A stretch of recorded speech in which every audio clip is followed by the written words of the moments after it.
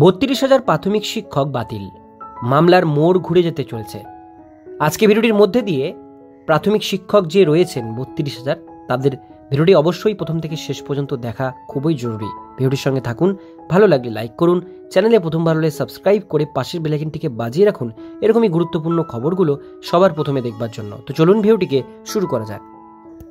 32,000 শিক্ষক পদে চাকরি বাতিলের মামলা নিয়ে কলকাতা হাইকোর্টে আজ শুনানি হলো, যেখানে পশ্চিমবঙ্গের হাজার হাজার শিক্ষকের ভবিষ্যৎ নির্ধারণ করার জন্য একটি গুরুত্বপূর্ণ পর্যবেক্ষণ করল আদালত। এই মামলার শুনানির গুরুত্বপূর্ণ দিকগুলো এবং তার সম্ভাব্য প্রভাব নিয়ে এই প্রতিবেদনে আমরা বিস্তারিত আলোচনা করব। প্রথমে আসব শুনানির প্রধান যুক্তি। মামলার শুনানিতে আবেদনকারী শিক্ষকদের আইনজীবী অনিন্দ মিত্র প্রায় 2 ঘন্টা ধরে জোরালো সওয়াল করেন। তার প্রধান যুক্তিগুলি ছিল: নথির সত্যতা নিয়ে প্রশ্ন। আবেদনকারীরা যে স্পাইরাল বাইন্ডিং করা নথি জমা দিয়েছিলেন, যেখানে দেখানো হয়েছে কম একাডেমিক স্কোর থাকা সত্ত্বেও অ্যাপটিটিউড টেস্টে বেশি নম্বর দেওয়া হয়েছে, তার সত্যতা নিয়ে প্রশ্ন তোলেন তিনি। এই নথিগুলি কোনো হলফনামা দিয়ে জমা দেওয়া হয়নি এবং শুনানির মাঝপথে পেশ করা হয়, যা তাদের সত্যতা নিয়ে সন্দেহ তৈরি করে। দুর্নীতির অভিযোগ। আইনজীবীর মতে 2014 সালের প্রাইমারি টিচার এলিজিবিলিটি টেস্ট অর্থাৎ টেট নিয়ে দুর্নীতির অভিযোগ উঠেছে। তার সঙ্গে 2016 সালের নিয়োগ প্রক্রিয়ার কোনো সম্পর্ক নেই। তিনি আরও বলেন যে 2016 সালের নিয়োগ প্রক্রিয়া নিয়ে সিবিআই এখনও পর্যন্ত কোনো চার্জশিট দাখিল করেনি। গ্রস ইল্লিগ্যালিটি এর সংজ্ঞা। একক বিচারপতি রায়ের যে গ্রস ইল্লিগ্যালিটির কথা বলা হয়েছে তার নির্দিষ্ট সংজ্ঞা নিয়েও প্রশ্ন তোলেন তিনি। কম একাডেমিক স্কোর থাকা সত্ত্বেও অ্যাপটিটিউড টেস্টে বেশি নম্বর পাওয়াকে দুর্নীতি বলা যায় না বলে তিনি মন্তব্য করেন। বোর্ডের বক্তব্য। শুনানিতে পশ্চিমবঙ্গ প্রাথমিক শিক্ষা পর্ষদের আইনজীবীও কিছু গুরুত্বপূর্ণ তথ্য তুলে ধরেন।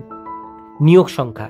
2016 সালের নিয়োগ প্রক্রিয়ায় 42,949 জনকে নিয়োগ দেওয়া হয়েছিল, 32,000 জনকে নয়। সুতরাং অতিরিক্ত নিয়োগ এর কোনো প্রশ্নই ওঠে না। মেধাতালিকার অনুপস্থিতি। কোনো মেধাতালিকা প্রকাশ করা হয়নি এবং একক বিচারপতির প্যানেল প্রকাশের নির্দেশ মূল রিট পিটিশনের অংশ ছিল না। নির্বাচন প্রক্রিয়া শেষ হওয়ার 5 বছর পর এই রিট পিটিশন দায়ের করা হয়েছিল, যা মামলাটির বৈধতা নিয়ে প্রশ্ন তোলে। আদালতের পর্যবেক্ষণ ও পরবর্তী পদক্ষেপ। আদালত এই মামলায় কিছু গুরুত্বপূর্ণ পর্যবেক্ষণ করেছে এবং পরবর্তী পদক্ষেপের জন্য কিছু নির্দেশ দিয়েছে। স্বাভাবিক ন্যায় বিচার। আদালত মনে করেন 32,000 শিক্ষকের চাকরি বাতিল করার আগে তাদের বক্তব্য শোনা উচিত ছিল, যা স্বাভাবিক ন্যায় বিচারের পরিপন্থী। Aptitude test. আবেদনকারীর মৌখিকভাবে দাবি করেছিলেন যে কোনো অ্যাপটিটিউড টেস্ট নেওয়া হয়নি, কিন্তু আদালত মৌখিক প্রমাণকে গুরুত্ব দিতে নারাজ। পরবর্তী শুনানি। মামলার পরবর্তী শুনানির দিন ধার্য করা হয়েছে 7 জুলাই 2025 তারিখে। এই মামলাটি পশ্চিমবঙ্গের শিক্ষা ব্যবস্থার জন্য একটি গুরুত্বপূর্ণ মাইল ফলক হতে চলেছে। তাই মামলার রায় কেবল 32,000 শিক্ষকের ভবিষ্যৎ নির্ধারণ করবে না, বরং রাজ্যের নিয়োগ প্রক্রিয়ার স্বচ্ছতা এবং জবাবদিহিতা নিয়েও একটি স্পষ্ট বার্তা দেবে। আমাদের সকলেরই এই মামলার দিকে নজর রাখা উচিত, কারণ এর প্রভাব সুদূরপ্রসারী হতে চলেছে। পরবর্তী আপডেটের জন্য আমাদের চ্যানেলটির উপর সাবস্ক্রাইব করে পাশের বেল আইকনটিকে অবশ্যই বাজিয়ে রাখুন।